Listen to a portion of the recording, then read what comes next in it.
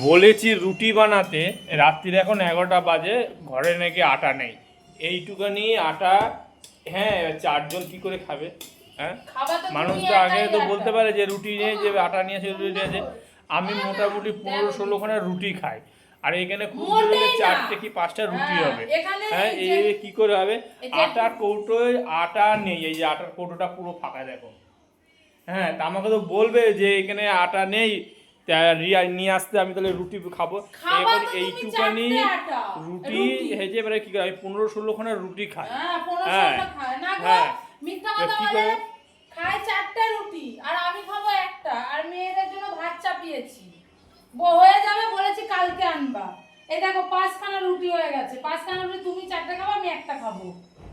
বেশি বেশি সবসময় বেশি, ক্যামেরা অন করলেই হয়ে গেল, যা বলবো আমি শুনবো।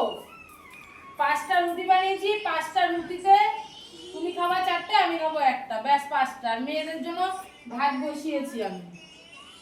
যখন তখন ক্যামেরা অন করে আমাকে ভুলভাল বলে, ভাবে কি এমন কিছু বুঝি না, আমি সব বুঝি।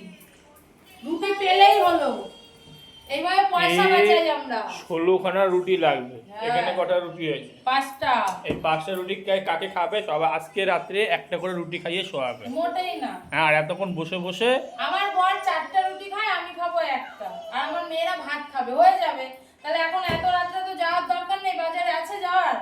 এই যে রুটি এক্ষুনি হয়ে যাবে। আবার আমাকে বলে আমার উপর তুমি চেঁচাও কেন, আমার উপর ঝগড়া করে, মানে কিছু বলা যাবে না, মানে এরা যা বলবে সেটাই আমাকে মেনে নিতে। এই 4টে রুটি খেলে পেট ভরবে আমার? হ্যাঁ, পেট ভরে আরো হয়ে যাবে। আর তারপরে 4টে রুটির থেকে তুমি আবার রেখে দেবা, আমি জানি তো। নিজে খাই না আর আমার উপরে বক বক বক বক। ক্যামেরা বন্ধ করো, অনেক হয়েছে তোমার।